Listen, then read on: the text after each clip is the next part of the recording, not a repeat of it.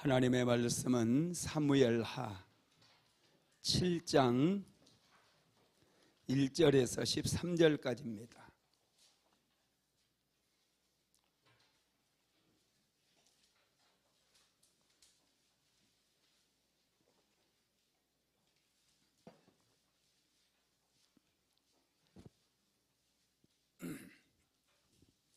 사무엘하 7장 1절에서 13절까지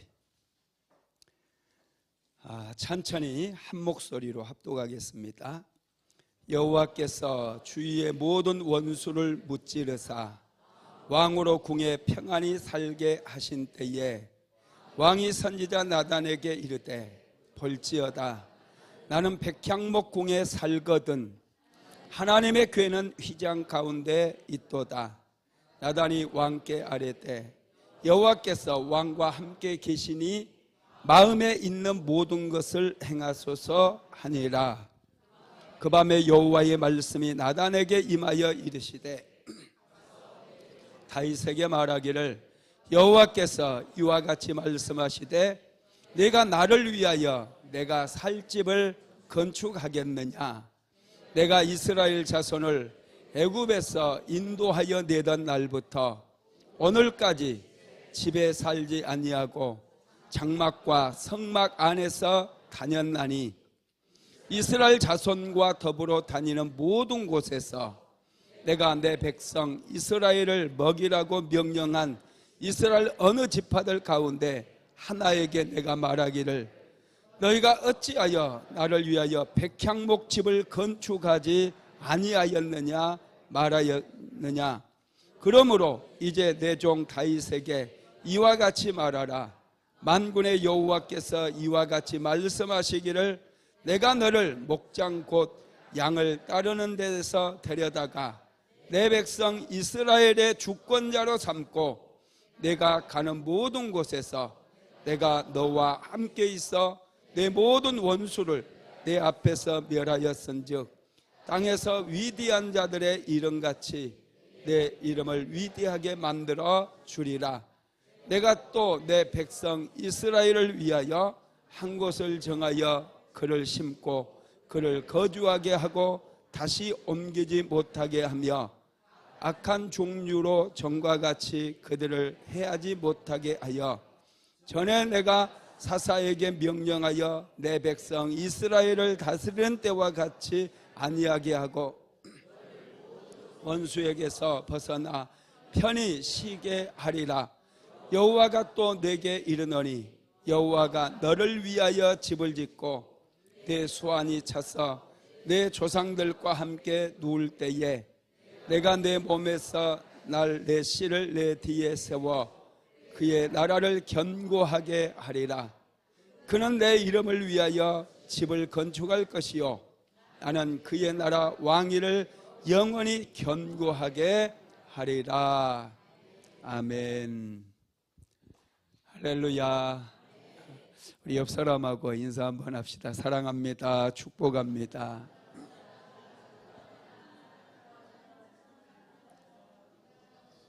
할렐루야. 오늘 또 금요 성령 집회에 오신 모든 분들을 예수님의 이름으로 환영하고 축복합니다. 오늘 이 밤에도 하나님께서 친히 우리 순복음 안디옥교회 가운데 강림하시어 큰 은혜를 내려주실 줄로 믿습니다. 기적이 일어날 줄로 믿습니다. 역사가 일어날 줄로 믿습니다. 우리 옆 사람하고 다시 한번 인사합시다. 기적이 일어납니다. 기적이 일어납니다. 할렐루야. 하나님의 역사는 믿음과 함께 일어나요. 우리가 믿으면 오늘 이 밤에도 기적이 일어나고 질병은 고침받고 문제는 해결될 줄로 믿습니다. 오늘은 다윗 시리즈 14번째 말씀, 하나님을 향한 강렬한 소망, 이런 제목입니다. 여러분 안에 어떤 소망이 있습니까? 하나님께서는 사람들에게 기대하는 마음을 주셨어요. 미래를 소원하고 좋은 일을 소원하고 소망할 수 있는 그런 마음을 주셨다는 거예요. 어떤 사람들은 오직 내가 잘되고 형통하고 오직 나만을 위한 소원을 품는 분들이 있어요. 모든 게 내 중심적으로만 기도하고 그것만을 소망하는 사람들이 있다는 거예요. 그런데 정말 믿음의 사람들을 보면요, 달라요. 믿음의 사람들은 그들 안에 강렬한 소망이 있는데 그 소망이 하나님을 기쁘시게 하는데 초점이 맞춰져 있어요. 여러분, 욕심내지 마세요. 하나님을 기쁘시게 해드리면요, 하늘 문이 열려지고 하늘의 복이 내 삶에 자연스럽게 부어지는 거예요. 하나님을 기쁘시게 해드리기 위해서 우리는 항상 노력해야 돼요. 할렐루야. 오늘 다윗을 보면은 다윗에게도 강렬한 소원이 있었어요. 불타는 소원이 있었는데 그것은 하나님의 성전을 건축하고 싶은 마음이었어요. 다윗은 하나님의 은혜로 통일 왕조의 왕이 됩니다. 사울 왕의 뒤를 이어서 이제 이스라엘 12지파를 다스리는 왕이 되었다는 거예요.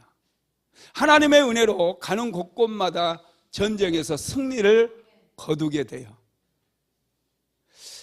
통일왕국의 왕이 되었던 다윗을 축하해 주기 위해서 두로 왕 히람이 다윗을 위해서 왕궁을 하나 지어줘 버려요. 두로 왕 히람도 굉장히 통이 커요. 선물을 주려면 왕궁 정도는 야, 다윗을 위해서 백향목으로 만든 정말 그때 당시 최고 그런 궁궐을 지어줍니다. 다윗이 지은 게 아니에요. 하나님께서 히람의 옆구리를 탁 치니까 히람이 다윗을 위해서 왕궁을 지어준 거예요.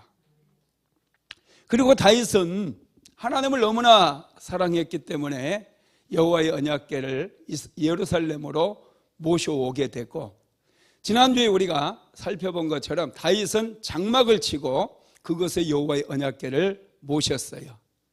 레위 지파들을 구별해서 24개 반차로 만들어서 매일 매 시간마다 여러분 하루에 1시간씩 이 한 반차가 하나님 앞에서 찬양하고 악기를 연주하면서 하루 24시간을 하나님을 예배하게 만든 거예요.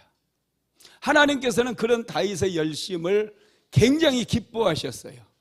그래서 우리가 지난주에 살펴본 것처럼 사도행전에 보면은 하나님께서 다윗의 장막을 다시 일으키겠다라고 하는 그런 말씀을 하셨어요. 하나님께서는 다윗의 장막을 너무 기뻐하신 거예요. 왜냐하면 다윗이 하나님을 기쁘시게 해드리기 위해서 정말 그는 최선을 다했거든요. 하나님께서는 여러분, 우리가 하나님을 기쁘시게 해드릴 때 큰 은혜를 주시는 거예요. 다윗은 어떻게 이 비밀을 알았는지 정말 다윗은 놀라워요. 열정도 있고 용기도 있고 믿음도 있었던 다윗은 그의 인생의 초점이 하나님께로 딱 맞춰져 있었어요. 어떻게 하면 하나님을 기쁘시게 해드릴까? 오직 그것만 생각하고 그 일만을 했다는 거예요.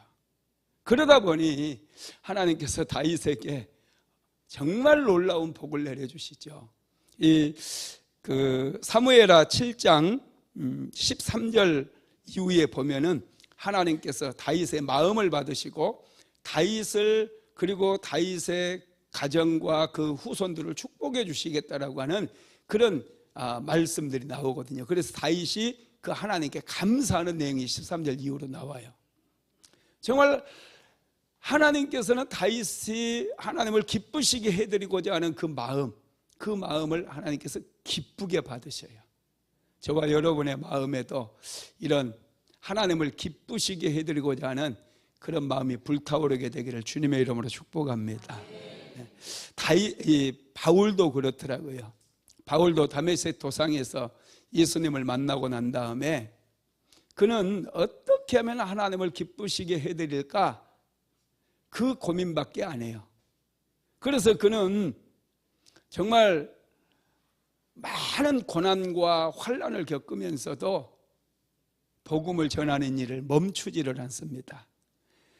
바울이 생각할 때 하나님께서 가장 기뻐하시는 일은 영혼을 구원하는 일이라고 생각했던 것 같아요. 그래서 바울은 가는 곳마다 생명 걸고 복음을 전하는 일을 최선을 다해서 감당하게 되죠. 여러분, 저와 여러분도 이 다윗이나 또 바울처럼 어떻게 하면 하나님을 기쁘시게 해드릴까, 이런 고민이 있어야 돼요. 그래서 이런 고민 있는 사람들은 예배를 드려도 여러분 그냥 대충 드리는 법이 없어요. 하나님을 기쁘시게 해드리기 위해서 예배를 드려도 정말 집중해서, 찬양을 불러도 정말 집중해서 목소리를 높여서 손을 들고 어떻게 해서든지 하나님을 기쁘게 해드리기 위해서 여러분 예배를 드린다는 거예요. 예배에 좋을 시간이 어디 있겠어요? 여러분, 이런 사람이 하나님 앞에 또 사랑을 잊게 되고 은혜를 잊게 되는 줄 믿으시기를 바랍니다. 하나님께서는 강렬한 소원을 품은 사람을 좋아하십니다. 다윗에게는 강렬한 소원이 있었어요. 불타는 소원이 있었어요. 그 소원은 하나님의 성전을 건축하고 싶은 그런 소망이었습니다. 그래서 하루는 나단 선지자에게 자기의 마음을 전합니다. 그게 사무엘하 오늘 본문 7장 1절로 2절에 나와 있어요. 같이 한번 읽어볼까요? 여호와께서 주위의 모든 원수를 무찌르사 왕으로 궁에 평안히 살게 하신 때에 왕이 선지자 나단에게 이르되 볼지어다 나는 백향목궁에 살거늘 하나님의 교회는 휘장 가운데에 있도다. 아멘. 하나님의 은혜로 다윗은 통일 왕국의 왕이 되었고 많은 전쟁에서 승리를 거뒀어요. 그리고 두루왕 히람이 지어준 이 궁궐, 백향목으로 지은 이 궁궐에서 편안하게 쉴 수가 있었습니다. 그걸 생각하니 모든 게 하나님의 은혜인 거예요. 다윗이 능력이 있어서, 우리가 보면 다윗은 능력도 많이 있는 것 같아요. 그런데 다윗은 스스로 생각할 때 자신은 베들레헴의 목동이었잖아요. 가난한 집에 목동으로 태어났어요. 다윗이 어떤 좋은 배경을 가지고 태어난 것도 아니고 베들레헴의 가난한 집에 목동의 아들로, 그것도 말제 아들로 태어났어요. 그런데 하나님의 은혜로 다윗이 왕위에 오르게 되고 모든 정복 전쟁에서 승리하게 되는 거예요. 백성들의 사랑과 존경을 한 몸에 받고 있는 거예요. 그리고 왕궁까지 선물로 받아서 가만히 누워서 생각해 보니까 와, 이 하나님의 은혜가 막 깨달아지는 거예요. 정말 하나님의 은혜가 너무 감격이 되는 거예요. 그래서 나단 선지자에게 나는 백향목궁에 살고 이렇게 편안하게 쉬고 있는데 여호와의 궤는 휘장 가운데 있도다 그래요. 다윗이 장막을 만들어서 그곳에 여호와의 궤를 모셨잖아요. 예, 하나님의 성전은 없었거든요. 그렇게 얘기를 하니까 나단 선지자가 이렇게 말하죠. 3절 한번 읽어봅니다. 사무엘하 7장 3절 시작. 나단이 왕께 아뢰되 여호와께서 왕과 함께 계시니 마음에 있는 모든 것을 행하소서 하니라. 나단 선지자는 알았어요. 다윗 왕이 여호와 하나님을 위해서 성전을 건축하고 싶어하는 그 마음을 알았던 거예요. 그래서 나단 선지자가 하나님께 기도하거나 질문하지 않고 여호와께서 왕과 함께 계시니 왕의 마음에 있는 모든 것을 행하소서, 이렇게 한마디로 얘기하면 하나님을 위해서 성전을 건축하십시오 이렇게 얘기했다는 거예요. 그렇게 얘기하고 이제 둘이서 헤어지고 그날 밤에 나단 선지자가 잠을 잡니다. 잠을 자는데 하나님께서 나단 선지자를 찾아오셨어요. 그리고 나단 선지자에게 이렇게 말씀하시죠. 자, 역대상 17장 3절로 4절 역대상입니다. 같이 한번 읽어봅시다. 시작. 그 밤에 하나님의 말씀이 나단에게 임하여 이르시되 가서 내 종 다윗에게 말하기를 여호와의 말씀이 너는 내가 거할 집을 건축하지 말라. 아멘.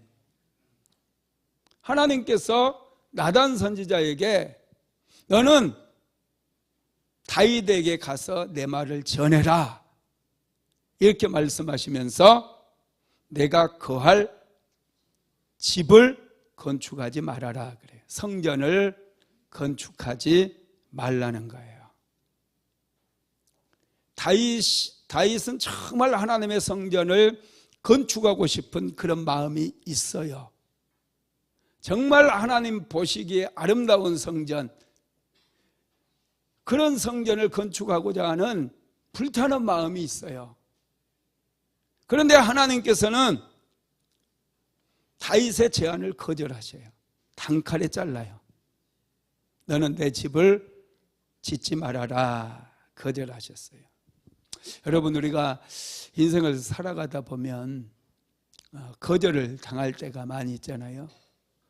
거절당하면 어때요? 마음이 좀 아프죠? 거절 많이 당하면요, 그게 마음의 상처도 됩니다.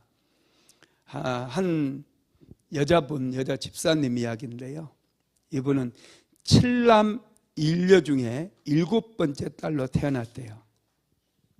자기가 7번째 딸로 태어났을 때 엄마는 아기를 낳자마자 딸이다 얘기를 듣고 대성통곡하면서 울었대요. 왜 울었을까요? 또 딸을 낳아서 너무 원통하고 너무 이제 힘든 거죠. 하여튼 7번째 딸로 이제 태어난 거예요.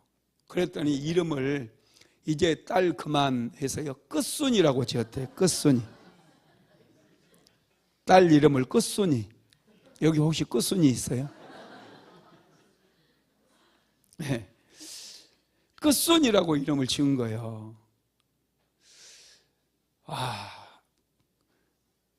이분이 자신은 태어나지 말아야 되는데 태어났다 이런 생각을 하면서 자랐대요.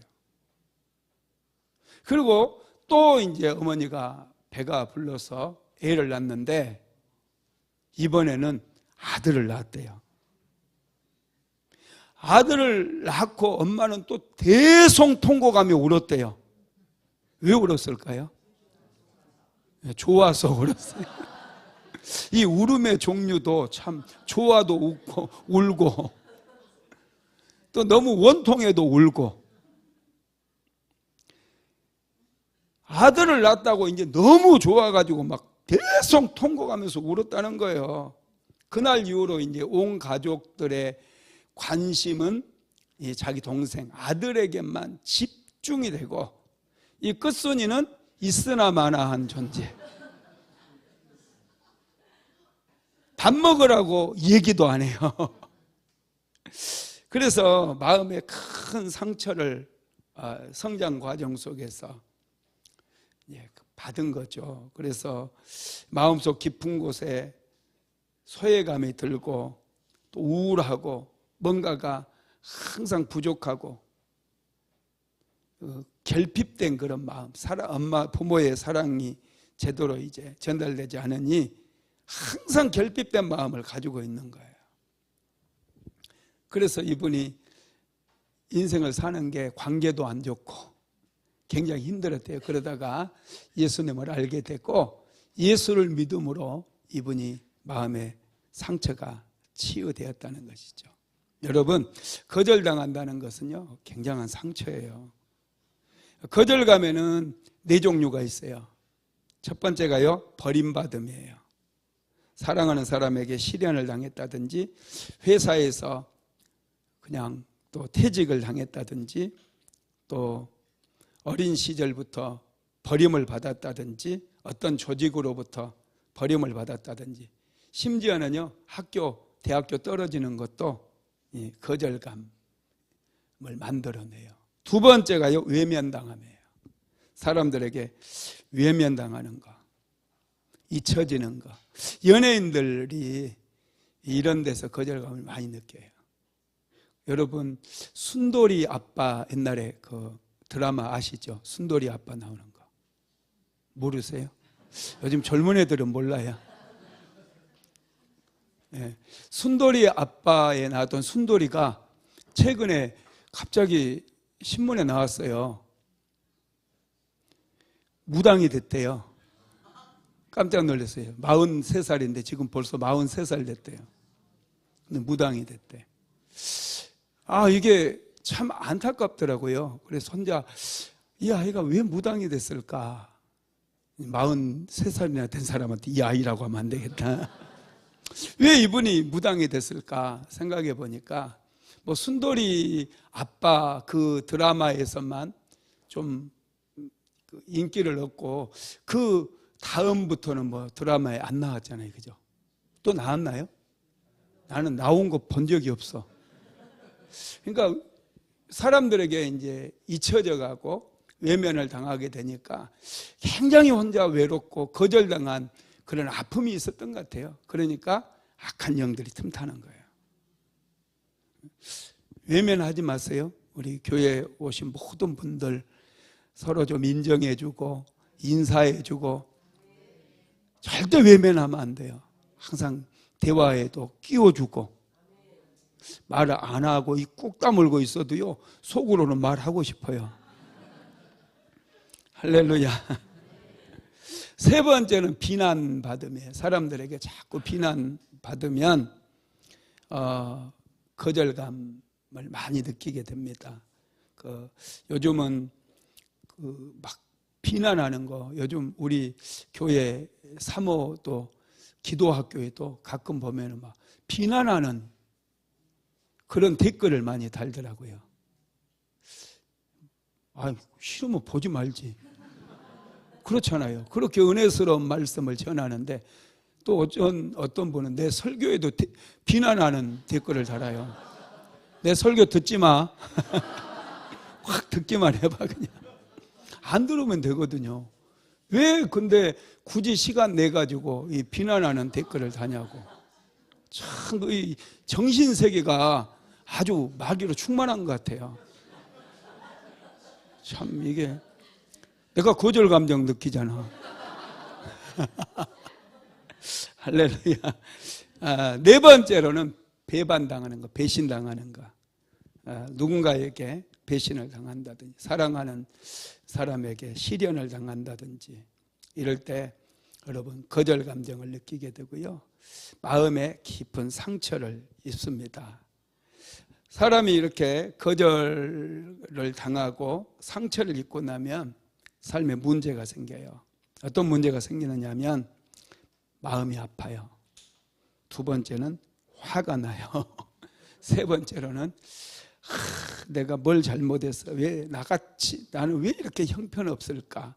스스로 자책하는 그런 일들이 많이 생겨요. 그리고 사람을 잘 믿지 못하게 돼요. 이렇게 거절을 많이 당한 사람들이요, 여러분 어디로 가는 줄 아세요? 어디요? 어디라고 막 똑바로 좀 얘기해봐요. 어디로 간다고 그랬어요? 점집? 나는 또 그런 거 처음 듣네. 내가 생각할 때는 자연인이다. 여러분, 나는 자연인이다. 이 프로그램 보고 있나요? 저는 유튜브에 하도 뜨니까 좀 가끔 봐요. 그런데 그 혼자 그 산속에 들어가서 사는 게 뭐가 좋아요? 자연인이다 하지 마세요. 자연인이다 안 좋은 거예요. 왜 외롭게 혼자서 관계 다 끊고 숲속에 들어가서 사냐고요. 여러분, 자연인이다 나온 사람들 보고 또 나도 자연인이나 할까 하고 들어가는 분들이 많이 있는데요. 몇 달 못 버티고 그냥 다 나온대요. 산에 여러분 고라니가 많이 살아요. 고라니 우는 소리 들어보셨어요? 네, 여자가 비명 지르는 소리예요. 와, 그 고라니 우는 소리 혼자 자연인 하다가 옆에서 고라니가 울기만 해도 이 장난 아니에요, 여러분. 여자가 비명 지르는 소리다니까요. 뭐 누군가가 목을 조르는 것 같고 막 이래요. 이거 남자가 지르는 소리고 여자들은 안 칼지잖아, 그죠? 야, 여러분, 예. 그 마음에 거절 당하면 어디로 와야 돼요? 거절 감정이 있으면 산으로 갈 게 아니라 순복음 안디옥 교회 와야 돼요. 교회에 와서 하나님께 은혜 받고 치유돼야 돼요. 그래서 우리는 더불어서 살아가야지 왜 자연인이다 이런 거 하려고 숲속으로 들어갑니까? 그 숲속에서 혼자 사는 거 보니까요, 와, 참 저거 힘들겠다. 와, 저거 어떻게 저분은 저렇게 몇 년 동안 살고 있지? 야, 여러분 하나도 부러워할 거 없습니다.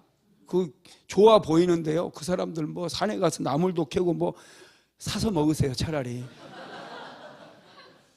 뭘 그거 뜯으러 산속을 헤매. 시장 마트만 가도 그냥 10,000원어치만 사도 얼마나 이 좋은 거 많이 사는데 부러워할 거 하나도 없어요. 하나님 없이 살아요, 그런 사람들은. 여러분, 우리는 교회 공동체가 있잖아요. 교회 공동체에서 우리가 은혜 받은 거 나누고 서로 축복해주고 서로 기도해주고 그렇게 살아야죠. 그렇게 할 때 막 기도도 응답받고 문제도 해결되고 기적이 일어나고 그러죠. 마음의 치유가 일어나죠. 어디 뭐 자연인이나 그건 아닌 것 같아요, 제가 생각할 때. 여러분, 오늘 다윗은 하나님께 거절을 당했어요. 하나님께 거절을 당했어. 사람에게 거절을 당해도 굉장히 좀 섭섭하고 마음에 상처가 생기기도 하고 그러는데 다윗은 하나님께 거절을 당했다는 거예요. 그런데 다윗은 여러분 신기하게 전혀 하나님에 대해 섭섭해하지 않아요. 오히려 하나님께 더 감사하고 다윗의 믿음은 더 깊어지고 더 커지더라는 거예요. 그래서 오늘 본문을 통해서 우리가 배워야 될 게 참 많습니다.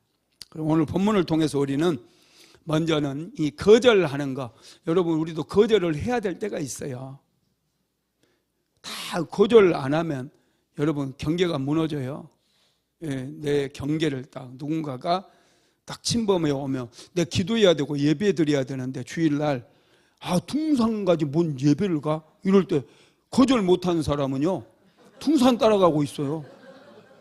여러분 이런 건 거절해야 돼요, 안 해야 돼요? 단호하게 거절해야죠. 또 내 기도 시간이 있는데 자꾸 자기 뭐 좀 도와달라고 막 하는 분들이 있거든요. 근데 이 기도 시간은 나는 기도해야 되니까 거절을 해야 되거든요. 이 거절 잘하려면 거절하는 지혜를 배워야 돼요. 거절할 때 상처를 주지 않으려면 어떻게 해야 되느냐? 첫 번째는 관계를 먼저 확인시킨 후에 거절해야 돼요. 착한 사람들은요 거절을 잘 못해요. 그리고 나중에 후회해요. 우리 사모가 많이 그러더라고요. 착한 사람들이 정말 거절을 잘 못해요. 나는 좀 거절을 좀 잘해요. 내 시간 딱 침범해 오려고 하면은 안 됩니다. 며칠 전에도 그 어느 교회에서 이제 교육관 만들었다고 나한테 와서 설교 좀 해달래요. 안 돼요. 저 못 갑니다. 그랬어요. 그냥 쉽게. 지금 우리 교회 하기도 내가 바빠 죽겠는데 또 오라고 하니까 물론 꼭 필요한 데는 제가 갑니다. 학교에서도 이번에 또 우리 대학원에서 학교 강당을 전부 또 리모델링을 했다고 큰 행사를 한다고 총장님도 오시고 그러니까 오라고 또 초청장을 3장을 보냈어요. 3장. 이 박 목사한테 집으로 보내고 교회로 보내고 이메일로 보내고. 내가 나긴 난 사람이에요. 그래도 안 갔어요. 할 일이 있는데 우선순위가 있는데 갈까도 고민을 많이 했는데 그냥 안 갔습니다.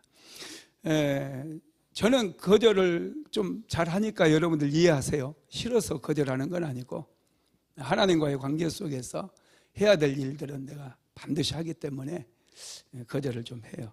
우리 사모 같은 경우는 좀 착해가지고 거절을 잘 못하고 나중에 좀 후회를 하더라고요. 제가 고등학교 다닐 때 자취를 했는데요, 자취방만 찾아다니면서 책을 파는 인생들이 있었어요. 하여튼 인간들이라고 제가 그러는데, 그때 이제 책 전지를 이렇게 뭐 단편 소설 뭐 이런 것들 있잖아요. 이런 소설 10권짜리 한 지를 이렇게 팔러 다니는 분이 있었어요. 저한테도 몇 번 찾아왔어요. 이분은 막 열변을 토해요. 학생 때는 책을 읽어야 된다고. 그럼 도서관 가니까 많던데요. 저는 그래요. 내 책이 있어야 열심히 읽는데요. 옷을 팔아서라도 책을 사야 된대요. 나 입을 옷도 없어요. 한 3시간, 4시간을 혼자서 막 떠들고 침을 튀고 그러더니 막 성질을 내면서 가더라고요. 그런데 내 친구들, 이제 그 근처에 자취한 친구들이 많이 있으니까 친구 집에 갔더니 책이 안 보던 책들이 쫙 꽂혀 있는 거예요. 야, 너 이 책 샀어? 그러지. 샀대요. 왜 샀어? 그랬더니 옷을 팔아서라도 책을 사야지 그러더라. 이거 할부로 사거든요. 할부로. 나는 이제 우리 아버지가 농사꾼이니까 줄 돈도 없어요. 그러니까 나는 어떻게 해서든지 안 사는데 줄 돈도 없는 애들이 다 산 거예요, 그걸. 그래가지고 이 친구들 나중에 이 책값 이제 매달마다 갚아야 되니까 용돈 집에서 받아온 걸로 모자라니까 막 빌리기도 하고 어려움을 많이 겪더라고요. 여러분, 거절할 때는 거절을 해야 돼요. 그런데 거절할 때는 지혜가 필요합니다. 특별히 가까운 사람일수록 더 지혜가 필요해요. 하나님께서 다윗의 제안을 어떻게 거절하셨는지를 우리가 한번 볼까요? 사무엘하 7장 5절 시작. 가서 내 종 다윗에게 말하기를 여호와께서 이와 같이 말씀하시되 내가 나를 위하여 내가 살 집을 건축하겠느냐. 아멘. 사무엘하 7장 5절에 보면은 나단 선지자에게 내 종 다윗에게 가라는 거예요. 하나님께서 먼저 다윗을 뭐라고 불러요? 내 종이라고 불러요. 내 종 다윗. 다윗이 하나님의 종이라는 거예요. 하나님께서 다윗을 끔찍하게 생각하고 있다라는 거예요. 여러분, 거절할 때 먼저 관계를 생각하는 게 중요해요. 사랑하는 아들아, 이렇게 아들이 뭐 해달라고 그럴 때 내가 제일 좋아하는 아들아, 그건 좀 나중에 사줄게. 내가 보니까 우리 주일학교 아이들도 그렇고 뭐 아이패드 몇만 원 애들 다 있더라고요. 나는 우리 애들 아이패드 대학교 졸업할 때까지 사주지 않았어요. 내가 돈이 없어서 안 사줬을까요? 그건 아닌 것 같죠, 그죠? 네. 근데 여러분, 애들은 정말 갖고 싶어도요, 바로 부모들이 다 사주는 거 아니에요. 다 갖고 싶게 해가지고 뭔가 목표를 세우세요. 심부름 한 번 할 때 뭐 얼마 딱 해가지고 모아가지고 그걸 나중에 좀 커서 사줘도 돼요.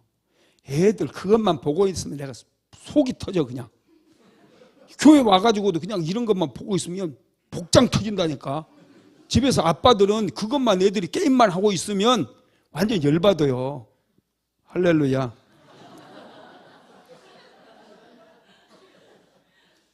그러니까 애들이 그런 거 사달라고 할 때 나의 사랑하는 딸, 세상에서 가장 내가 예뻐하는 딸아 막 이러면서 그건 나중에 천천히 네가 벌어서 사도 된다 이렇게.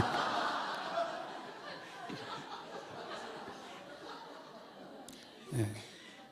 이게 좋은 관계를 이렇게 확인시키면서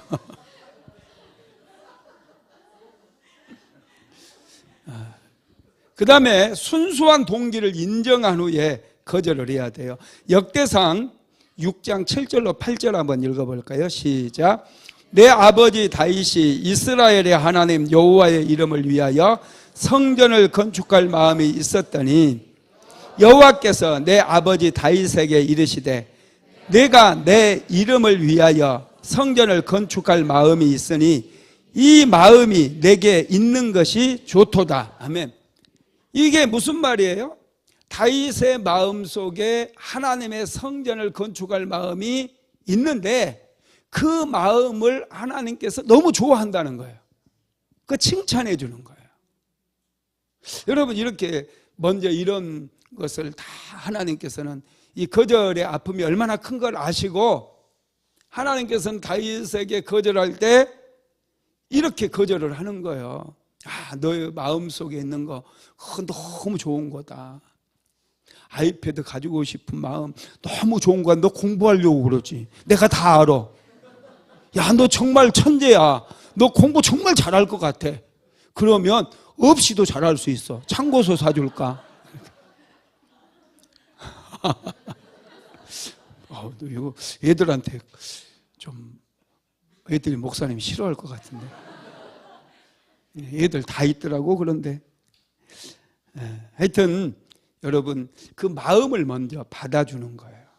하나님께서는 다윗이 하나님의 성전을 건축하고자 하는 그 마음이 있다는 걸 인정할 뿐만 아니라 그 마음을 받은 거예요. 그 다음에 세 번째로는 하나님께서 다윗에게 거절하는 이유를 구체적으로 설명을 해줘요. 그게 5절에서 7절에 나와 있어. 사무엘하 7장 5절에서 7절 한번 같이 읽어봅니다. 시작. 가서 내 종 다윗에게 말하기를 여호와께서 이와 같이 말씀하시되 내가 나를 위하여 내가 살 집을 건축하겠느냐. 내가 이스라엘 자손을 애굽에서 인도하여 내던 날부터 오늘까지 집에 살지 아니하고 장막과 성막 안에서 다녔나니 이스라엘 자손과 더불어 다니는 곳에서 내가 내 백성 이스라엘을 먹이라고 명령한 이스라엘 어느 지파들 가운데 하나에게 내가 말하기를 너희가 어찌하여 나를 위하여 백향목집을 건축하지 아니하였느냐 말하였느냐. 아멘. 하나님께서 성전 건축을 거절하신 이유를 아주 자세하게 구체적으로 설명을 해주는 거예요. 왜 하나님께서 다윗이 성전을 건축하겠다고 그렇게 하나님께 말씀드렸는데 왜 거절했느냐? 첫 번째가 하나님께서는 사람의 손으로 지은 집에 살지 않는다는 거예요. 여러분, 하나님은 성전 안에 갇혀 계신 분이 아니에요. 이스라엘 백성들이 애굽 땅에서 나온 날부터 지금까지 이 광야에서 저 광야로 이 성막에서 저 장막으로 옮겨 다니시면서 이스라엘 백성들과 함께 하셨다는 거예요. 그게 6절만 딱 떼서 우리가 한번 읽어보면 내가 이스라엘 자손을 애굽에서 인도하여 내던 날부터 오늘까지 집에 살지 아니하고 장막과 성막 안에서 다녔나니 그랬어요. 하나님께서는 우리와 함께 하시는 하나님이시다는 거예요. 성전 안에 여러분 갇혀 계신 분이 아니에요. 그래서 하나님은 형상을 만들지 말라고 그랬어요. 이방 신을 섬기는 그 신전에 가면은요, 항상 그 신전 중앙에 뭐가 있어요? 신상이 있어요. 우상이 있어요. 그들은 그 신전 안에만 갇혀 있는 거예요. 돈 가져와라 그러는 거예요. 신전 안에만 갇혀 있어가지고. 그런데 하나님은 그런 분이 아니라는 거예요. 그래서 우리는 이 원래 교회를 여러분 교회 건물을 예배당이라고 많이 불러요. 성전이라는 말을 잘 안 씁니다. 원래는 교회 건물, 예배당 이런 말을 많이 써요. 왜냐하면 하나님은 이런 건물 안에 갇혀 계시는 분이 아니에요. 우리의 삶의 현장 속에 우리와 함께 하시는 그런 하나님이라는 거예요. 우리와 함께 하시고 우리의 삶의 환경 속에, 여러분의 가정 속에 늘 함께 하시는 분이라는 거예요. 그래서 사람의 손으로 지은 그런 성전이라 할지라도 그곳에 거주하지 아니하니 그냥 짓지 말아라, 이렇게 말씀을 하시는 거예요. 그리고 두 번째로 하나님께서는 우리 몸을 성전 삼기를 원하셔요. 고린도전서 3장 16절 한번 읽어봅시다. 시작. 너희는 너희가 하나님의 성전인 것과 하나님의 성령이 너희 안에 거하시는 것을 알지 못하느냐. 하나님은 사람의 몸을, 저와 여러분 그리스도인들을 하나님의 성전으로 삼기를 원한다라는 거고요. 그 다음에 세 번째, 정말 중요한 건데, 다윗이 전쟁터에서 피를 많이 흘렸다는 거예요. 역대상 28장 3절 한번 읽어봅니다. 시작. 하나님이 내게 이르시되 너는 전쟁을 많이 한 사람이라 피를 많이 흘렸으니 내 이름을 위하여 성전을 건축하지 못하리라 하셨느니라. 다윗은, 우리가 다윗 시리즈 말씀을 계속 보면서 우리가 많이 나눴잖아요. 전쟁에서 피를 많이 흘렸을 뿐만 아니라 특별히 블레셋에 망명을 해서 블레셋의 가두왕 아기스 밑에서 그가 생활할 때 많은 이방인들, 그냥 그 동네에 살고 있는 민간인들도 다윗의 군대가 많이 죽였어요. 그들을 도적질하고 약탈을 해왔어요. 다윗은 피를 많이 흘렸던 그런 사람입니다. 그래서 하나님께서는 내 이름을 위하여 성전을 건축하지 못하리라, 이렇게 말씀하신 거예요. 성전 건축을 허락하지 않았다라는 거예요. 네 번째로는요, 다른 제안을 주십니다. 무조건 그래도 너 피 많이 흘려서 안 돼, 이렇게 거절만 하신 것이 아니라 다른 것을 제안을 하셨다는 거예요. 그것은 뭐냐 하면 그의 아들 솔로몬을 통해서 하나님의 성전을 건축하게 할 거다는 거예요.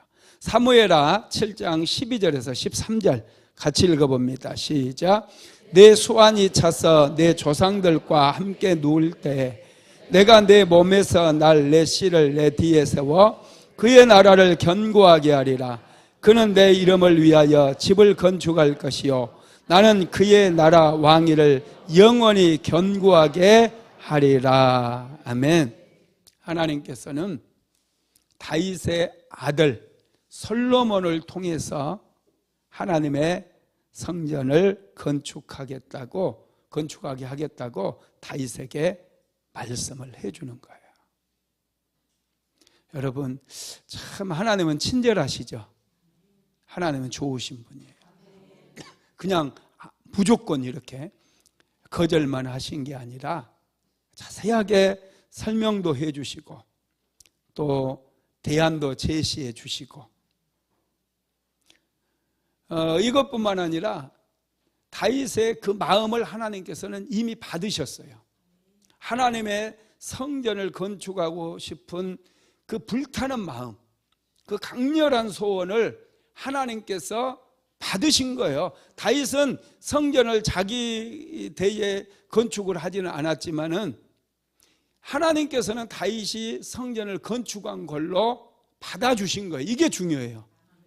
우리 안에 강렬한 소원이 있잖아요. 하나님의 뜻을 이루어 드리고자 하는, 어떻게 해서든지 하나님을 기쁘게 해드려야 되겠다, 이런 마음만 가져도 하나님께서는 그 마음을 여러분 받아주시는 거예요.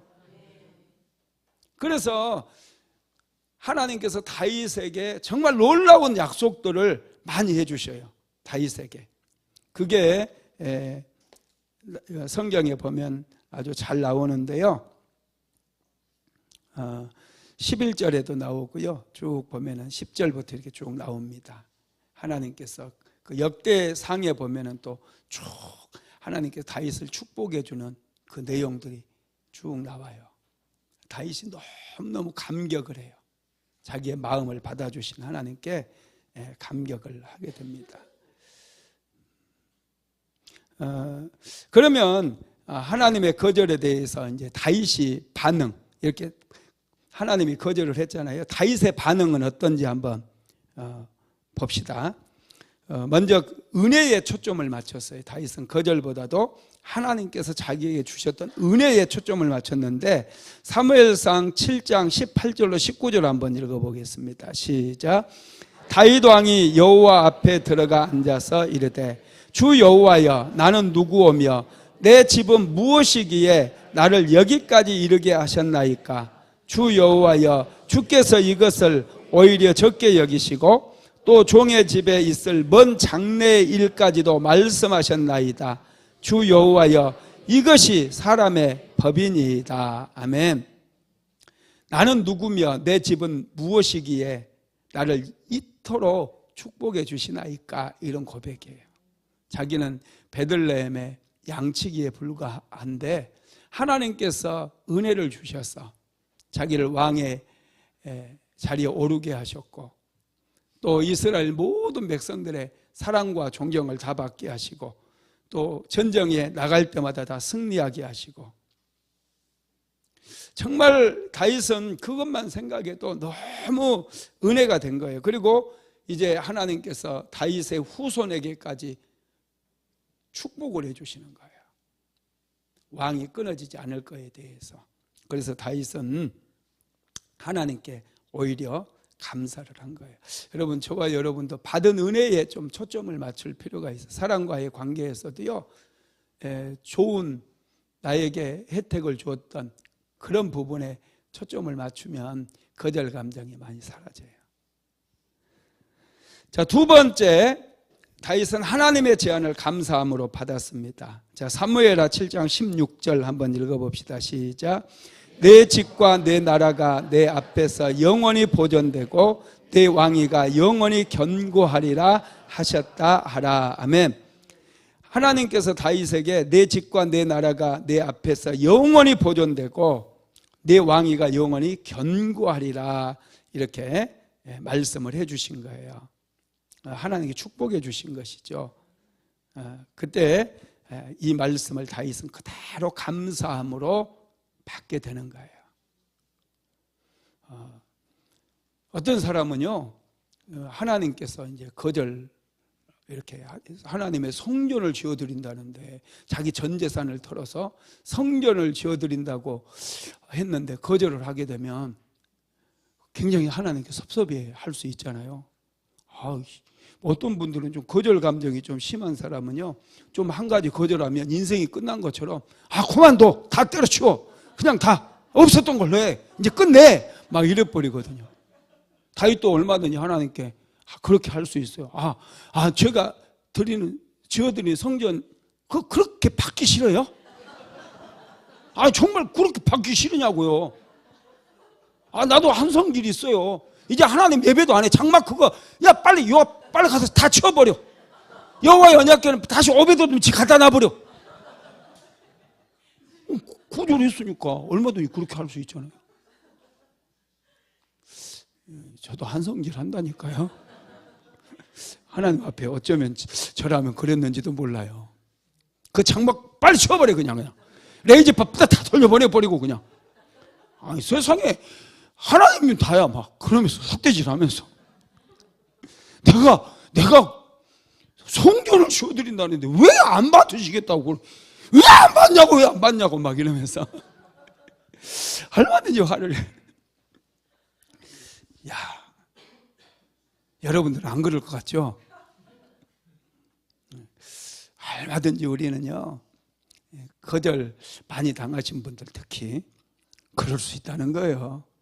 다윗은 전혀 그렇지 않아요. 전혀 그렇지 않고 하나님께서 말씀하시고 제안하신 것들을 전부 다 받아요.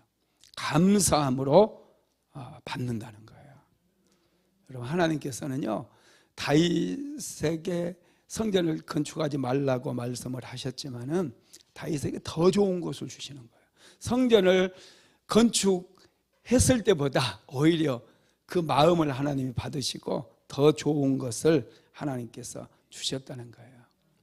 저와 여러분도 항상 기도가 응답 안 됐다고 여러분 낙심하지 마세요. 왜냐하면 하나님께 더 좋은 거 주시거든요. 이걸 아셔야 돼요. 우리는 더 좋은 게 뭔지 잘 몰라요. 그 성전 미문에 앉아서 구걸하던 안진뱅이 아시죠? 베드로와 요한이 기도하러 가니까 손을 내밀었어요. 뭐 달라고? 돈 주세요. 돈 주세요. 그런데 베드로가 돈을 줬어요? 아니에요. 은과 금은 내게 없거니와 내게 있는 것을 내게 주노니 곧 나사렛 예수 그리스도 이름으로 일어나 걸으라 그랬어요. 이 안진뱅이에게 여러분 정말 필요한 게 뭐였어요? 돈이었어요? 걷는 거였거든요. 걷는 거였어요. 그런데 이 안진뱅이는 정말 필요한 게 뭔지를 잘 몰랐어요. 그래서 맨날 돈만 구걸하고 있었던 거예요. 저와 여러분도 똑같아요. 정말 나에게 필요한 게 뭔지 잘 몰라요. 나에게 정말 필요한 게 뭔지 잘 모르다 보니까 엄한 것을 구할 때가 많아요. 하나님께 기도하고 하나님께 간절히 소원해도 엄한 것들을 헛발질하게. 여러분, 정말 이 안진뱅이에게 필요한 것은 예수님이었어요. 일어서는 것도 아니고 예수님이셨어요. 예수님을 만나면 이 안진뱅이 일어나 걷는 거예요. 인생의 문제가 해결되는 거. 오늘 저와 여러분의 정말 필요한 것도, 저와 여러분의 인생 속에 정말 필요한 것도 예수님이셔요. 예수님 만나면 인생 해결돼요. 문제 해결돼요. 기적이 일어나요. 삶의 태도가 달라지고 삶의 목적이 달라지게 된다라는 거예요.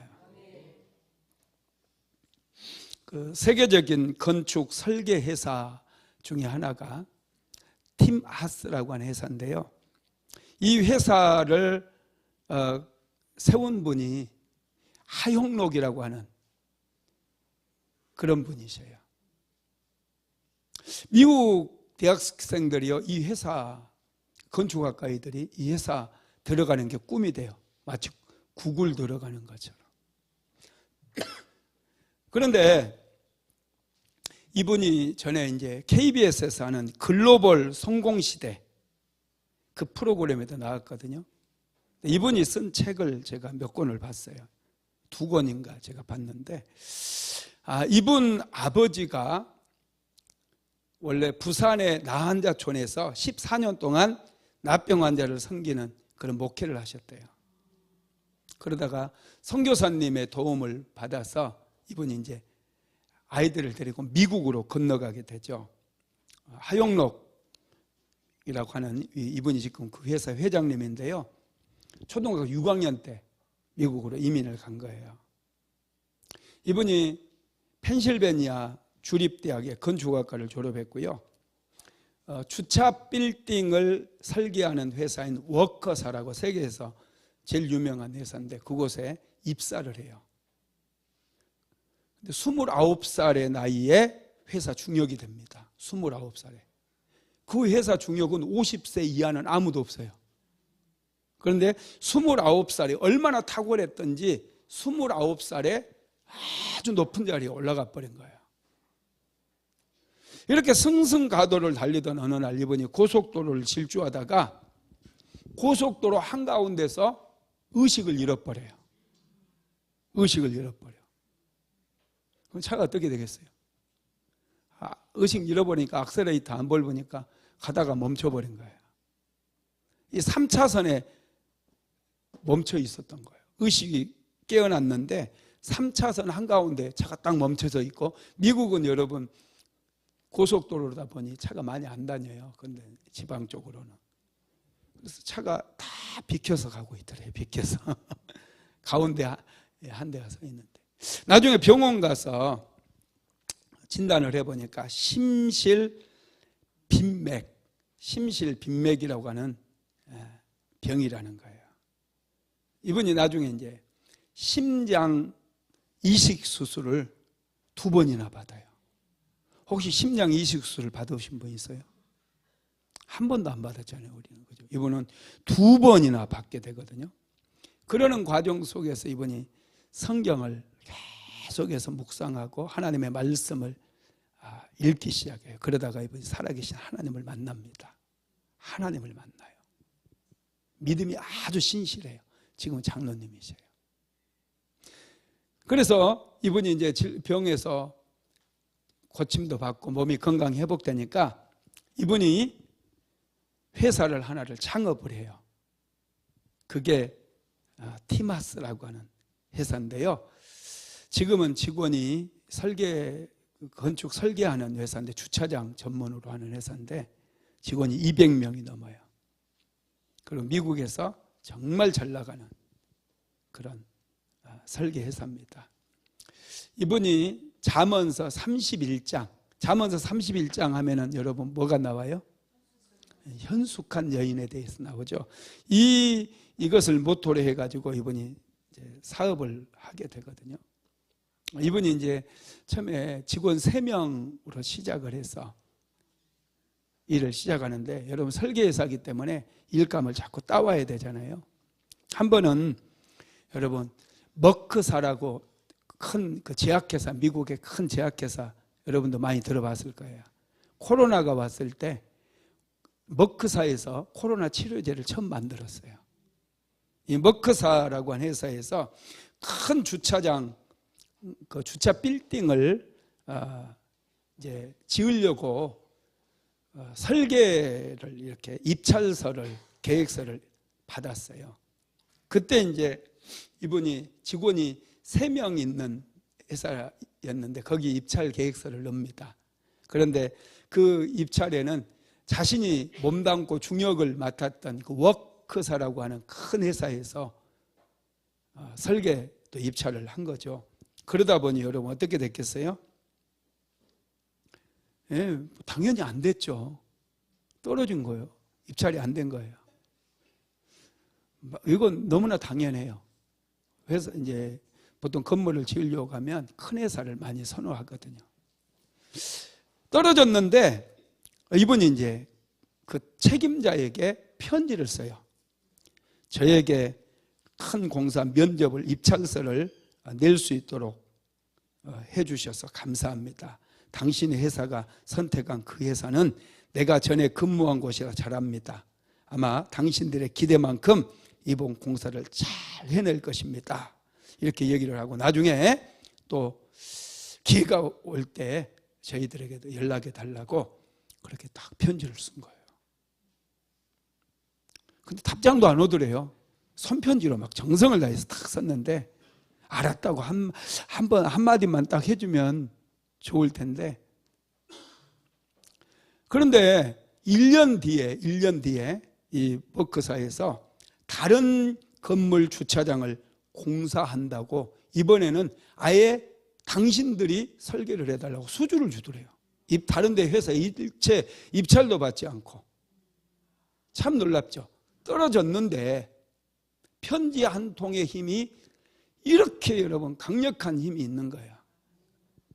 좋은 관계를 만들어가는 거, 이게 여러분 이분이 이제 결국 그 세계적인 그런 건축 설계 사무소, 그런 설계회사가 되는 길이었다라는 거예요.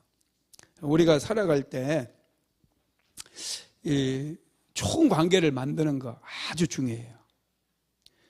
여러분이 만약에 옷가게를 하는데 어떤 분이 와서 옷을 이렇게 보고 탁 걸어놓고, 이건 색깔이 왜 이래? 왜 단추가 이 모양으로 달려 있어? 막 그러면 여러분 옷 가게 주인은 어때요? 기분 나쁘죠. 옷은 또 다 입어봐. 다 입어보고 이게 마음에 안 든다고 그냥 딱 나가는 거예요. 그러면 소금 뿌려라. 뭐 얼마든지 그렇게 할 수 있잖아요. 그죠? 많은 분들이 그러더라고요. 예. 예. 근데 여러분, 이 안 됐다고 해서 그분들이 그렇게 간다고 할지라도 잘 돼 뒤에 대고 여러분 뒷말하면 안 돼요. 오히려 밝게 웃으면서 오늘 마음에 드는 옷이 없으니 다음에 한번 오시면 더 마음에 드는 옷으로 갖다 놓겠다고 그렇게 해야지 나중에 또 갈 마음이 들죠. 하영록 회장님은 여러분 수주를 따지 못했는데 오히려 감사 편지를 썼다니까요. 입찰서라도 낼 수 있도록 기회를 주셔서 감사하다고. 그랬더니 이제 다음에는 아예 자기만, 사실은 당신들하고 그 전에도 하고 싶었다고 그러더래요. 근데 이제 거기 회사가 원체 큰 회사고 그러니까 거기 맡겠다는 거죠. 여러분 그렇습니다. 우리가 인생을 살아갈 때 항상 지혜가 있어야 돼요. 세 번째로 다른 사람에게 맡겨진 사명을 도움으로 자신의 소원을 성취했어요. 여러분 하나님께서는 솔로몬에게 성전 건축의 사명을 주셨잖아요. 근데 다윗은 그것을 남의 일이라고 생각하지 않아요. 다윗은 자기 아들 솔로몬에게 하나님께서 맡겨준 일이었지만은 그는 이제 자신이 준비를 합니다. 성전 건축에 대한 모든 준비를 다윗 왕이 다 해버려요. 참 놀라워요. 네 가지 차원에서 준비를 하는데 첫 번째가 지적 차원에서 설계도를 그려버려요. 다윗이. 역대상 28장 19절 시작. 다윗이 이르되 여호와의 손이 내게 임하여 이 모든 일에 설계를 그려 나로 알려주셨느니라. 다윗이 여러분 분명히 하나님께서 너는 내 집을 건축하지 못하리라 그랬잖아요. 그런데 다윗 안에는 너무 하나님의 성전을 건축하고 싶은 그 마음이 있었어요. 그래서 하나님께 감사했어요. 그래도 멈추지 않고 하나님께 기도했더니 하나님께서 다윗에게 설계도를 그릴 수 있도록 은혜를 주신 거예요. 성전의 설계도를 누가 그렸다고요? 다윗이 그렸어요. 다윗은 물맷돌만 잘 던지는 사람이 아니에요. 시만 잘 쓰는 사람이 아니에요. 설계도도, 건물 설계도도 대단해요. 다윗은. 두 번째로 인적 자원을 준비를 하는데요. 역대상 28장 21절 시작. 제사장과 레위 사람의 반이 있으니 하나님의 성전의 모든 공사를 도울 것이요 또 모든 공사에 유능한 기술자가 기쁜 마음으로 너와 함께할 것이요 또 모든 지휘관과 백성이 온전히 내 명령 아래 있으리라. 아멘. 다윗은 이 성전을 건축할 수 있는 사람들을 전부 유능한 기술자로 훈련을 다 시켜놨고 다 준비를 해놨어요. 뭐 설계도만 있으면 건물이 올라갑니까? 기술자들이, 현장 기술자들이 있어야 되잖아요. 다윗은 그 현장 기술자들까지도 다 준비를 해놨다는 거예요. 건축술에 아주 능한 사람들로. 세 번째로는 물적 자원을 다 준비합니다. 역대상 29장 2절로 3절 시작. 내가 이미 내 하나님의 성전을 위하여 힘을 다하여 준비하였나니 곧 기구를 만들 금과 은과 녹과 철과 나무와 또 마노와 가공할 금은 보석과 채석과 다른 모든 보석과 옥돌이 매우 많으며 성전을 위하여 준비한 이 모든 것 외에도 내 마음이 내 하나님의 성전을 사모함으로 내가 사유한 금, 은으로 내 하나님의 성전을 위하여 드렸노니. 아멘. 성전 건축에 필요한 금이나 은이나 노시나 백향목이나 동이나 돌, 이 모든 자원들을 다윗이 다 준비한 거예요. 정말 다윗은 놀라워요. 그리고 백성들에게도 하나님의 전을 건축하기 위해 헌신할 것을 요구해요. 백성들에게도 성전을 모든 백성들이 참여할 수 있도록 또 길을 열어준 거죠. 역대상 29장 9절 한번 읽어볼까요? 시작. 백성들은 자원하여 드렸으므로 기뻐하였으니 곧 그들이 성심으로 여호와께 자원하여 드렸으므로 다윗 왕도 심히 기뻐하니라. 백성들에게도 성전 건축에 대해서 가르치고 성전 건축에 동참할 수 있도록 그렇게 했다는 거예요. 그래서 백성들은 자원하는 마음으로, 강제로가 아니라 자원하는 마음으로 모든 자원들을 기쁨으로 하나님께 드렸다는 거예요. 그 다음에 성전 건축에 필요한 영적인 자원을 준비해요. 성전만 지어지면 되는 게 아니에요. 거기에는 여러분 영적인 또 자원이 필요해요. 신실한 믿음의 사람들의 기도가 필요하다는 거예요. 스가랴서 4장 6절 한번 읽어봅니다. 시작. 그가 내게 대답하여 이르되 여호와께서 스룹바벨에게 하신 말씀이 이러하니라. 만군의 여호와께서 말씀하시되 이는 힘으로 되지 아니하며 능력으로 되지 아니하고 오직 나의 영으로 되느니라. 아멘. 성전 건축을 위해서 가장 중요한 것은 어쩌면 이 기도예요. 기도. 다윗은 기도로 준비를 했어요. 여러분 기도 없이는 안 돼요. 할렐루야. 예, 성전을 지을 때 제일 중요한 게 기도입니다. 그래서 기도하는 사람들을 준비하는 것도 아주 중요해요. 모든 백성으로 하나님을 예배하게 하고 찬양하게 하고. 여러분 그렇습니다. 말씀을 마무리하겠습니다. 하나님은 강렬한 소망을 가진 사람을 축복해 주십니다. 강렬한 소망을 가진 사람이 여러분 복을 받는 거예요. 특별히 하나님을 위해서 내가 무엇을 할까? 내 자신을 위한 소원만 갖지 마시고 내가 하나님을 위해서 무엇을 할까? 내가 무엇을 해드릴 때 하나님께서 가장 기뻐할까? 거기에 여러분의 인생에 초점을 맞추십시오. 그러면 신기하게 하나님의 은혜가 부어져요. 다윗을 보세요. 다윗을 보세요. 하나님께서 다윗에게 정말 놀랍게 은혜를 내려주시잖아요. 다윗의 인생은 은혜 빼버리면요 아무것도 남는 게 없어요. 은혜로 모든 게 다 이루어진 거예요.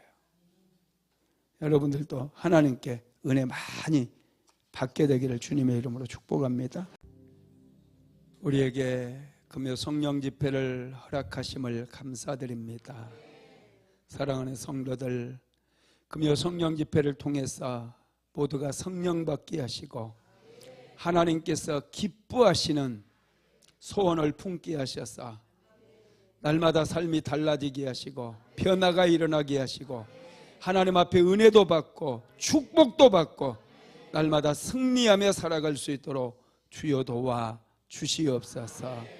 오늘 이 밤에도 귀한 예물 드린 손길이 있습니다. 주님 축복하여 주시고 기름 부어 주옵소서. 축복의 씨앗이 되는 귀한 예물이 되기를 원합니다.